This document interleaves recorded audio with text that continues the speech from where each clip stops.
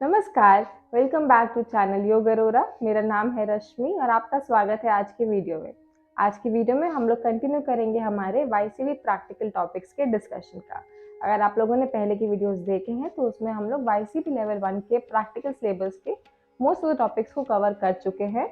और आज के हमारे वीडियो का टॉपिक है अबाउट योगिक सेक्शनल ब्रीदिंग, जिसमें हम लोग 3 तरह के ब्रीदिंग सीखेंगे एंड उसके बाद हम लोग सीखेंगे योगिक डीप ब्रीदिंग के बारे में। वीडियो को शुरू करने से पहले चैनल को सब्सक्राइब करना मत भूलिएगा ताकि ऐसे वीडियोस की नोटिफिकेशन आप लोगों को फ्यूचर में मिलते रहे। तो चलिए शुरू करते हैं हम लोग हमारे टॉपिक के डिस्कशन के साथ। सिलेबस में मेंशन्ड है about yogic sectional breathing, abdominal breathing, thoracic breathing और क्लैविकुलर ब्रीदिंग, और उसके बाद योगिक डीप ब्रीदिंग। तो इन टॉपिक्स में हम लोगों से किस तरह के क्वेश्चंस प्रैक्टिकल वाइवा में पूछे जा सकते हैं, और इनफैक्ट ये जो टॉपिक है आप लोगों के MCQs में भी आ सकते हैं। तो हम लोग उस क्वेश्चंस के बारे में डिस्कस करेंगे और इस ब्रीदिंग के बारे में जानेंगे। तो जैसे कि पहला टॉपिक है अबाउट सेक्शनल ब्रीदिंग, जिसके अंदर सब टॉपिक है एब्डोमिनल ब्रीदिंग। जैसे कि आपने टॉपिक का नाम सुना सेक्शनल ब्रीदिंग, इसका मतलब हमारी जो बॉडी है, हमारी जो ब्रीदिंग है वो 3 सेक्शंस में डिवाइडेड होती है। कौन कौन से? Abdominal, thoracic and clavicular. तो एब्डोमिनल ब्रीदिंग कैसे की जाती है, क्लैविकुलर और थोरैसिक ब्रीदिंग का प्रोसेस क्या है, हम लोगों को वो पता होना चाहिए। उसके बेनिफिट्स के बारे में हम लोगों को पता होना चाहिए। हमसे वाइवा में इस तरह से क्वेश्चंस पूछे जा सकते हैं कि आप लोग एब्डोमिनल ब्रीदिंग करके दिखाइए और उसके बेनिफिट्स बताइए, या फिर योगिक डीप ब्रीदिंग कैसे होती है, उसका सीक्वेंस क्या होता है, ये सब हम लोग जानेंगे। तो बात करते हैं एब्डोमिनल ब्रीदिंग के बारे में। एब्डोमिनल ब्रीदिंग जैसे कि उसका नाम है, उसमें हम लोग यूज करते हैं हमारा एब्डोमेन, मतलब हमारा स्टमक। एब्डोमिनल ब्रीदिंग का प्रोसेस क्या रहता है? एब्डोमिनल ब्रीदिंग के लिए इनहेल करते टाइम आप अपने पेट को बाहर फुलाते हैं अच्छे से, और एक्सहेल करते टाइम पेट को अंदर स्क्वीज करते हैं। तो ये हो गया इसका प्रोसेस, जो मैं भी आपको करके बताती हूँ। इसके बाद हम लोग बात करेंगे इसके बेनिफिट्स के बारे में। तो एब्डोमिनल ब्रीदिंग करने के लिए पहले आप लोग एक कंफर्टेबल पोजीशन में बैठ जाएंगे। आपका पोस्चर इस तरह से होना चाहिए कि आपकी बैक जो है वो स्ट्रेट हो। इसके बाद आप लोग इनहेल करेंगे। इनहेल करते हुए पेट को अच्छे से बाहर फुलाएंगे। आप चाहें तो एब्डोमिनल ब्रीदिंग के टाइम अपने एक हाथ को अपने पेट के ऊपर रख सकते हैं। यहाँ पे अच्छे से पेट को फुलाएंगे। जिस तरह आप लोग बलून में हवा भरते हैं उस तरह से इमेजिन करेंगे और अच्छे से पेट को बाहर फुलाएंगे। ये हो गया इनहेल। और एक्सहेल करते टाइम आप पेट को अंदर की तरफ को धीरे धीरे प्रेस करेंगे। एकदम से जोर से नहीं लगाना है, धीरे धीरे अपने पेट को अंदर लेके जाएंगे, उसको स्क्वीज करेंगे। तो ये होती है एब्डोमिनल ब्रीदिंग। इसको आप लोग रिपीट करेंगे फॉर 5 to 10 टाइम्स एक बार में। तो एब्डोमिनल ब्रीदिंग के बेनिफिट्स क्या क्या होते हैं? क्योंकि हम लोग इसको बहुत माइंडफुली करते हैं तो हमारी बॉडी को ये रिलैक्स करने में हमारी हेल्प करता है। अगर आप लोग नॉर्मली ब्रीदिंग करते हैं तो आपको रियलाइज नहीं होती है, बट आप लोग जब स्पेसिफिकली एब्डोमिनल ब्रीदिंग की प्रैक्टिस करने के लिए बैठेंगे, प्रोसेस वही हो रहा है बॉडी में, बट आप यहाँ पे माइंडफुली कर रहे हैं। तो एब्डोमिनल ब्रीदिंग को हम लोग एक काइंड ऑफ मेडिटेशन प्रैक्टिस भी बोलते हैं। इसलिए एब्डोमिनल ब्रीदिंग जो है वो कही जाती है कि हमारे स्ट्रेस को रिड्यूस करने में हमारी हेल्प करती है। इसके अलावा इसके फिजिकल बेनिफिट्स भी बहुत हैं। अगर हम लोग इसको माइंडफुली कर रहे हैं तो हमारी ब्रीदिंग की कैपेसिटी बढ़ रही है। जब हम लोग इनहेल करते हैं तो अपने पेट को अच्छे से बाहर फुलाते हैं, इसका मतलब हम लोग ऑक्सीजन का इनटेक जो है वो बहुत अच्छे से कर रहे हैं। तो हमारा ऑक्सीजन बॉडी में इंक्रीज होता है, जिससे कि हमारा ब्लड प्रेशर रिड्यूस होता है और हमारे हार्ट के प्रॉब्लम्स में भी ये हेल्प करती है। तो ये है कुछ बेनिफिट्स एब्डोमिनल ब्रीदिंग करने के। नेक्स्ट जो हमारा टॉपिक आता है इसी के अंदर वो है थोरैसिक ब्रीदिंग। थोरैसिक ब्रीदिंग को हम लोग चेस्ट ब्रीदिंग के नाम से भी जानते हैं। इसके लिए हम लोगों को क्या करना होता है? इसका प्रोसेस के लिए हम लोग अपने चेस्ट को अच्छे से फुलाते हैं और उसके बाद चेस्ट को स्क्वीज इन करते हैं। तो चलिए पहले इसका प्रोसेस देख लेते हैं, इसके बाद हम लोग इसके बेनिफिट्स के बारे में बात करेंगे। तो चेस्ट ब्रीदिंग के लिए आप लोग क्या कर सकते हैं? अगेन आपका पोस्चर इस तरह से होना चाहिए कि आपकी बैक जो है वो कम्प्लीटली स्ट्रेट हो। इसके बाद अपने थम्स को आप लोग अपने अंडर आर्म में डालेंगे, इस तरह से अंडर आर्म में रखेंगे और अपने फिंगर्स को अपने चेस्ट के ऊपर इस तरह से खोल के। तो ये हो गया आपके हैंड्स का पोजीशन। अब यहाँ पे आप लोग इनहेल करेंगे। इनहेल करते टाइम आप अपने चेस्ट को बाहर की तरफ को फुलाएंगे। जब आप लोग इस तरह से इनहेल करते हैं तो आपका रिब केज जो है वो खुलता है, अच्छे से एक्सपैंड होता है। इसके बाद आप लोग एक्सहेल करते हुए अपनी चेस्ट को क्लोज करेंगे, अपने फिंगर्स को पास में लेके आएंगे। आपके हैंड का पोजीशन नहीं चेंज होगा, बट क्योंकि आप लोग ब्रीथ कर रहे हैं तो आपकी चेस्ट के साथ साथ आपके हाथ दूर जा रहे हैं। अब क्योंकि आप लोग एक्सहेल कर रहे हैं तो आपकी चेस्ट के साथ साथ आपके हाथ जो है वो पास में आ रहे हैं। तो ये प्रोसेस है चेस्ट ब्रीदिंग का। अब चेस्ट ब्रीदिंग के बेनिफिट्स ये हैं, क्योंकि चेस्ट ब्रीदिंग में हम लोग अपने रिब केज के ऊपर काम करते हैं। अपने रिब केज को अच्छे से हम लोग एक्सपैंड कर रहे हैं, स्क्वीज कर रहे हैं। रिब केज के अंडर क्या होते हैं? हमारे लंग्स होते हैं। क्योंकि हम लोग यहाँ पर रिब केज को अच्छे से एक्सपैंड कर रहे हैं तो हमारे लंग्स को जो है वो स्पेस मिलता है इनहेल और एक्सहेल अच्छे से करने का। अगेन ये हमारा ऑक्सीजन का इनटेक और अच्छे से बढ़ाता है, और इसीलिए जब हम लोग बहुत ही स्ट्रेसफुल सिचुएशंस में होते हैं तो ऑटोमेटिकली हम लोग, आप नोटिस करेंगे तो अगर आप बहुत नर्वस हैं, आप किसी इंटरव्यू के लिए बैठे हैं, तो आपकी चेस्ट ब्रीदिंग ऑटोमेटिकली होने लग जाती है। तो क्योंकि ये ब्रीदिंग जो है वो एक्टिवेट होती है during the period of stress, इसलिए हमारी बॉडी को इसकी हैबिट नहीं रहती है। बट अगर हम लोग इसको यूजुअली प्रैक्टिस करेंगे अपने डेली रूटीन में तो हमारे चेस्ट को इस ब्रीदिंग की प्रैक्टिस रहेगी, जिसकी वजह से हार्ट अटैक जैसे इश्यूज जो है वो रिड्यूस हो सकते हैं। The next section of breathing जिसका नाम है क्लैविकुलर ब्रीदिंग। क्लैविकुलर मतलब हमारे शोल्डर्स को, तो इसको हम लोग कहते हैं शोल्डर ब्रीदिंग ऑल्सो। तो इस ब्रीदिंग के लिए आप लोग क्या करेंगे, पहले हम लोग देख लेते हैं इसका प्रोसेस। अगेन सेम थिंग, पहले हम लोग बैठेंगे कंफर्टेबल पोस्चर में।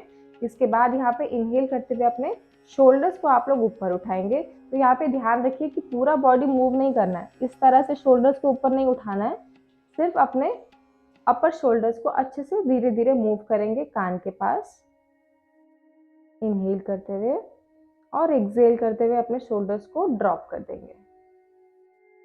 यहाँ पे इनहेल और एक्सहेल का रेट जो है बहुत स्लो होना चाहिए। ये इनहेल एक्सहेल इस तरह से नहीं करना है, इसको बहुत धीरे धीरे इनहेल करते हुए शोल्डर्स को ऊपर की तरफ को स्ट्रेच किया और एक्सहेल करते हुए डाउनवर्ड्स।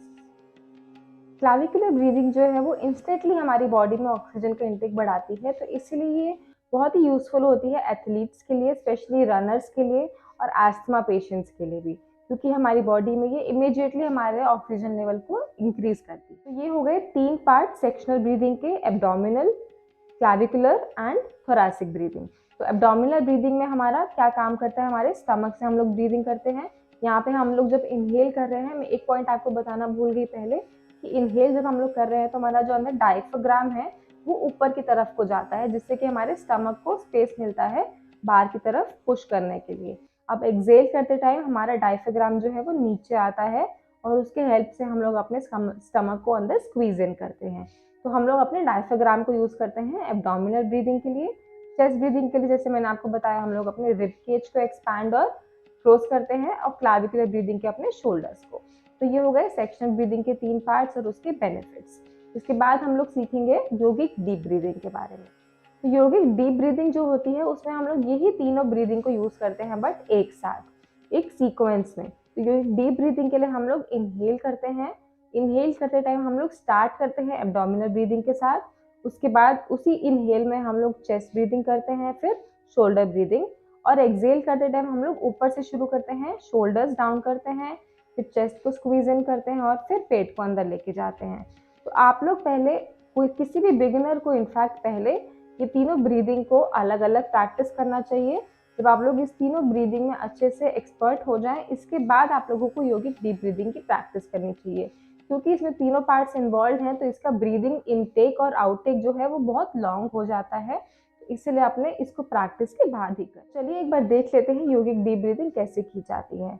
स्टार्ट करेंगे कंफर्टेबल पोस्चर में बैठ के, जहाँ पे बैक जो है वो बिल्कुल स्ट्रेट हो। इसके बाद अपनी आईज को क्लोज करके बॉडी रिलैक्स करेंगे, एक नॉर्मल ब्रेथ लेंगे।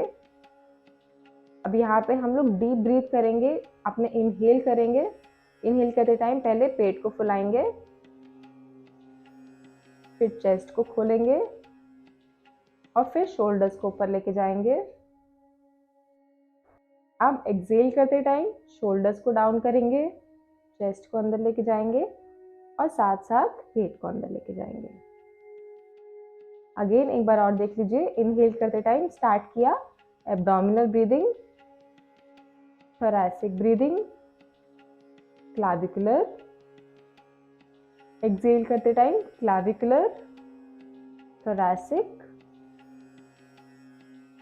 And then abdominal. तो ये हो गया योगिक डीप ब्रीदिंग। योगिक डीप ब्रीदिंग करते टाइम हम लोग मुद्रा भी लगा सकते हैं। ये जो तीनों पार्ट्स मैंने आपको बताया, इन तीनों पार्ट्स के लिए आप लोग अलग अलग मुद्रा लगाते हैं और योगिक डीप ब्रीदिंग के टाइम एक मुद्रा लगाते हैं। तो हम लोग जब एब्डोमिनल ब्रीदिंग करते हैं उस टाइम पे हम लोग चिन मुद्रा में अपने हाथों को रख सकते हैं, क्योंकि चिन मुद्रा जो है वो हमारे एब्डोमिनल रीजन में हमारे ऑक्सीजन का इंटेक बढ़ाती है। तो एब्डोमिनल ब्रीदिंग करते टाइम हमेशा प्रेफर्ड रहती है चिन मुद्रा। इसके बाद नेक्स्ट जैसे कि है थोरैसिक ब्रीदिंग। थोरैसिक ब्रीदिंग के लिए आप लोग लगा सकते हैं चिन्मया मुद्रा, जो कि मुद्रा लगाई जाती है इस तरह से, चिन्मया। क्लाविकुलर ब्रीदिंग के लिए आप लोग लगा सकते हैं आदि मुद्रा। आदि मुद्रा के लिए अपने हाथों को, थंब को इस तरह से अंदर, फिंगर्स को ऊपर बाहर, इसके बाद अपने दोनों फिस्ट को इस तरह से जोड़ के नाभि के ऊपर रखते हैं। इसके बाद अपने शोल्डर्स को ऊपर और नीचे करते हैं क्लाविकुलर ब्रीदिंग के लिए। तो ये होती है मुद्रा तीनों सेक्शनल ब्रीदिंग के लिए। और जब आप लोग करते हैं योगिक डीप ब्रीदिंग, उस टाइम पे आप लोग सिर्फ आदि मुद्रा लगा के रख सकते हैं। तो आदि मुद्रा लगा के हम लोग एक बार योगिक डीप ब्रीदिंग की प्रैक्टिस साथ में कर लेते हैं। इस तरह से मुद्रा लगाई, अब उसके बाद इनहेल किया,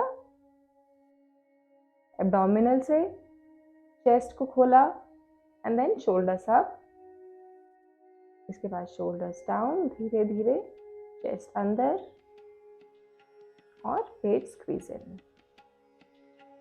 तो ये हो गई हमारी योगिक डीप ब्रीदिंग। योगिक डीप ब्रीदिंग से हम लोगों को इन तीनों ब्रीदिंग के बेनिफिट्स मिलते हैं। हमारा ऑक्सीजन इनटेक जो है वो बहुत अच्छा हो जाता है, हमारे लंग्स की कैपेसिटी बढ़ जाती है, and yes blood pressure, heart rate, इन सबको भी ये रिड्यूस करती है। तो this was all about topic 4.6 from syllabus. मिलते हैं अगले वीडियो में नेक्स्ट टॉपिक के साथ। ताकि वीडियोस के नोटिफिकेशन आप लोगों को मिलते रहे, आप लोग बेल आइकन को प्रेस करना मत भूलिएगा। Thank you for watching this video. Stay healthy and stay happy.